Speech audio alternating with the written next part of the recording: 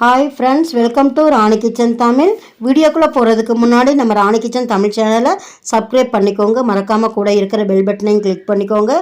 இன்றைக்கி இந்த வீடியோவில் பச்சை பட்டாணி கூட கத்திரிக்காயும் மிக்ஸ் பண்ணி அட்டகாசமான டேஸ்டான முறையில் குழம்பு எப்படி செய்கிறதுன்னு பார்க்க போகிறோம்.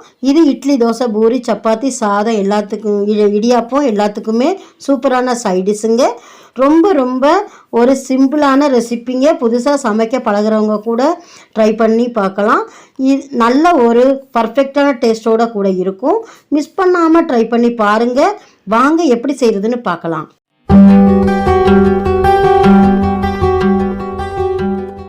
பச்சை பட்டாணியை ஓவர் நைட்டு ஃபுல்லாக ஊற விட்டு அதை நல்லா கழுவி 4-5 தண்ணியில் கழுவி நல்லா குக்கரில் வச்சு ஒரு 3-4 விசில் விட்டுக்கலாங்க.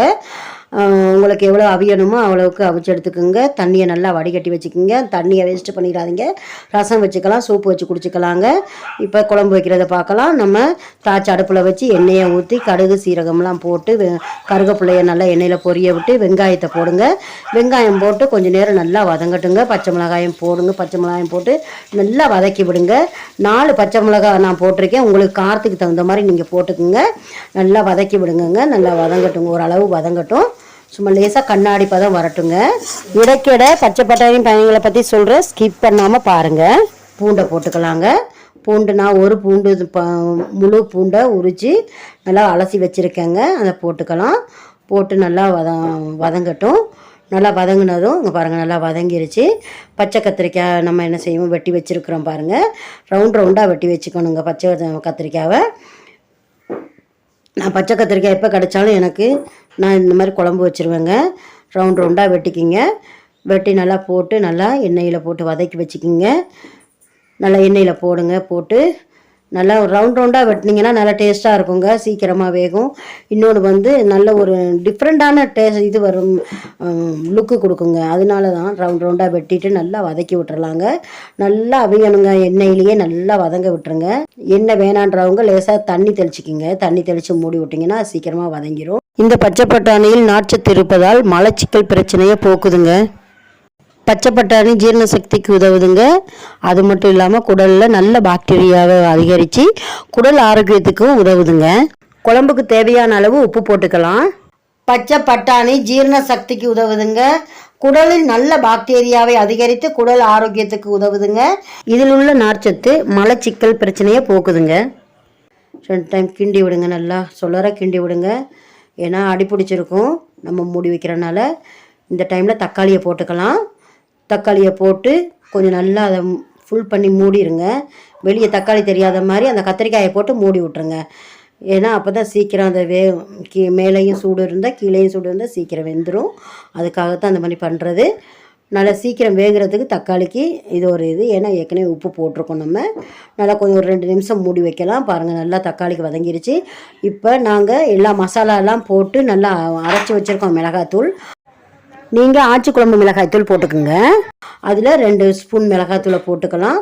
ஒரு டீஸ்பூன் கரம் மசாலா போட்டுக்கலாங்க. கரம் மசாலா உங்களுக்கு தேவைன்னா நீங்கள் போட்டுக்குங்க, தேவையில்லைன்னா விட்டுருங்க. ஏன்னா நான் எனக்கு பிடிக்கும், அதனால் நான் போட்டிருக்கேன். ஏன்னா இந்த குழம்புக்கு போட்டால் கொஞ்சம் நல்லாயிருக்கும். அதனால் ஏன்னா பச்சை பட்டாணி குழம்பு தானே, அதனால் கரம் மசாலா போட்டால் நல்லாயிருக்கும். இப்போ நீங்கள் தேவையான அளவு தண்ணி ஊற்றிக்குங்க. நான் இன்றைக்கி தேங்காய் நான் ஊற்றலைங்க, அதனால தான் தண்ணி ஊற்றி செய்கிறேன். ஏன்னா சிம்பிளாக செய்கிறதுன்றனால சிம்பிளாக செஞ்சு காட்டுவோம் அப்படின்னு சொல்லி தான் நான் இப்போ தண்ணி ஊற்றி செய்கிறேன். நீங்கள் வேணால் உங்களுக்கு தேவைன்னா தேங்காய் பால் இதில் ஊற்றிக்கலாங்க. நல்லா கொதிக்க வச்சுக்கோங்க.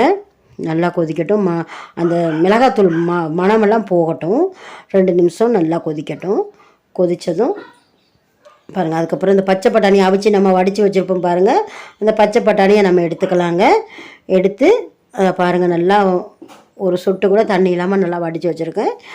அதை போட்டு நல்லா மூழ்க வச்சுட்டு மூடி விட்டுறலாங்க. கொஞ்சம் நேரம் நல்லா அப்படியே கிண்டி விடுங்க. ஈரலுக்கும் இதயத்துக்கும் பலத்தை கொடுக்கக்கூடியது பச்சை பட்டாணி. அதனால் தினமும் ஏதாவது ஒரு காய்கறியோட நம்ம பச்சை பட்டாணியை ஒரு கைப்பிடி அளவு நம்ம சேர்த்து சமைச்சு சாப்பிட்டு வந்தோம்னா இதயம், நுரையீரல் சம்மந்தப்பட்ட எந்த நோயும் வராதுங்க.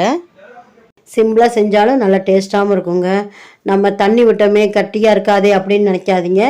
ஏன்னா இது பச்சை பட்டாணி குழம்புன்றனால நம்ம கொஞ்சம் தண்ணி விட்டாலும் பரவாயில்ல. நான் கொஞ்சமாக தான் தண்ணி விட்டுருக்கேன். ஏன்னா ரொம்ப தண்ணியாக வேணும்னு சொன்னால் நீங்கள் இன்னும் கொஞ்சம் தேங்காய் பால் கூட விட்டுக்கலாம், இல்லை தண்ணி கூட நீங்கள் கொஞ்சமாக சேர்த்துக்கலாம். பாருங்கள், கத்திரிக்காய் பாருங்கள் நல்லா வெந்து இருக்குது, குலையாமல் இருக்குது பாருங்கள். நல்லா இருக்குது பாருங்கள், செமையாக இருக்குது பாருங்கள் கத்திரிக்காய். பாருங்கள் பச்சை பட்டாணி, ஏன்னா கத்திரிக்காய் இருந்துச்சுன்னா பச்சை பட்டாணி வாங்கி இந்த மாதிரி தான் பண்ணுவேன்னா. எப்பயுமே இந்த மாதிரி பண்ணோம்னா நல்லா டேஸ்ட்டாக இருக்கும், பிள்ளைங்களும் நல்லா விரும்பி சாப்பிடுவாங்க.